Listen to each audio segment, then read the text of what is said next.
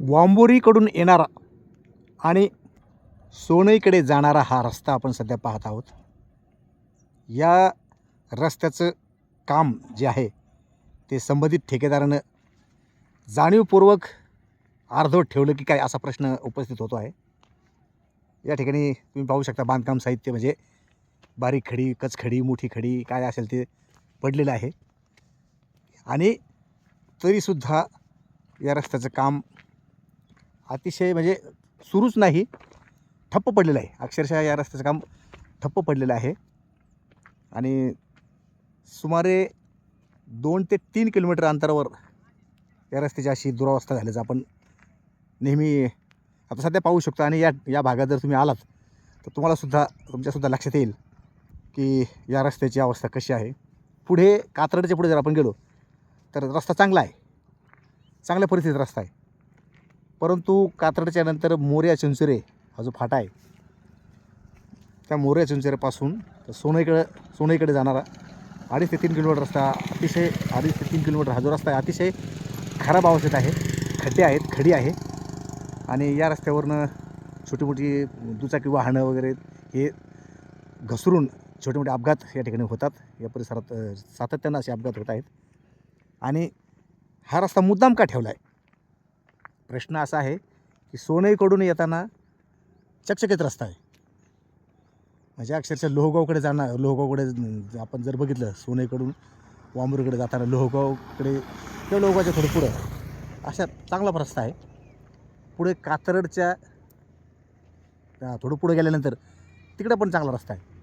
मात्र हाच मधला पॅच जो आहे 2.5 ते 3 किलोमीटरचा 2.5 ते 3 किलोमीटरचा हा पॅच मुद्दामहून का ठेवला की काय नेमकं कारण काय हे काय समजायला तयार नाही.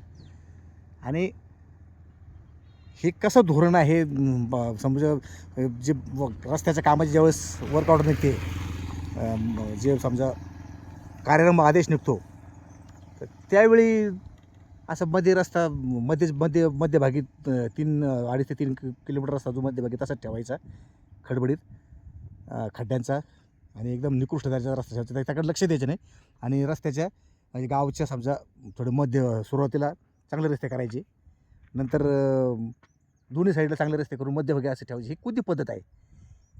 हा ठेकेदाराचा मूर्खपणा आहे की इथल्या या भागातल्या लोकप्रतिनिधींचं दुर्लक्ष आहे?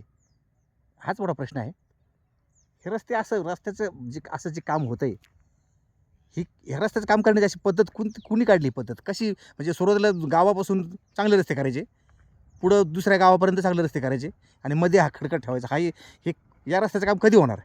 या अर्धवट रस्ता जो आपण पाहतोय या रस्त्याचं काम याचा विशेष म्हणजे या रस्त्याचं रुंदीकरण पण म्हणजे बऱ्यापैकी झालं आहे. हे साईडपट्ट्या पण बऱ्याचशा बुजवण्यात आल्या मुरमाच्या साह्यानं साईडपट्ट्या बुजवण्यात आल्या. फक्त डांबरीकरण राहिले. मग ते डांबरीकरण कधी याला काही मुहूर्त पाहायचं आहे का? मग या रस्त्याच्या डांबरीकरणाला मुहूर्त मिळत नाही काय? डांबर नाही, डांबर जळालं आहे, डांबरचा जाळ झाला आहे किंवा डांबर संपलं आहे, या पृथ्वीतलावर डांबर शिल्लक नाही असं काय आहे का? आणि हा मुद्दाम होऊन जाणीवपूर्वक हा रस्ता अर्धवट ठेवला की असं ही शंका आहे.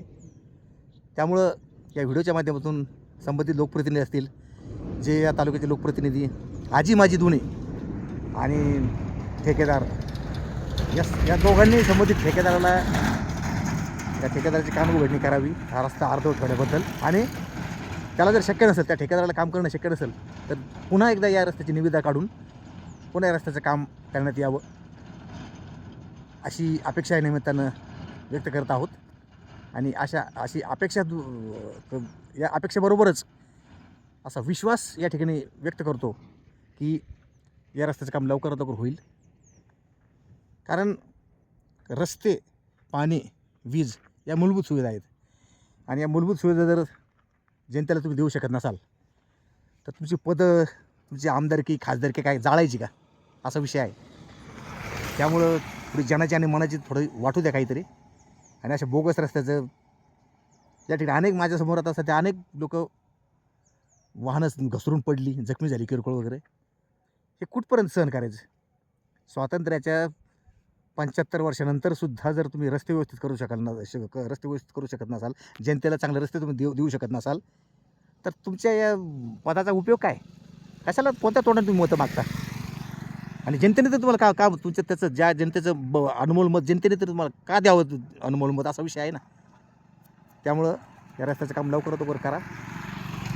अन्यथा पुढच्या येणाऱ्या निवडणुकीत ही जनता तुम्हाला घरी बसवल्याशिवाय राहणार नाही. धन्यवाद.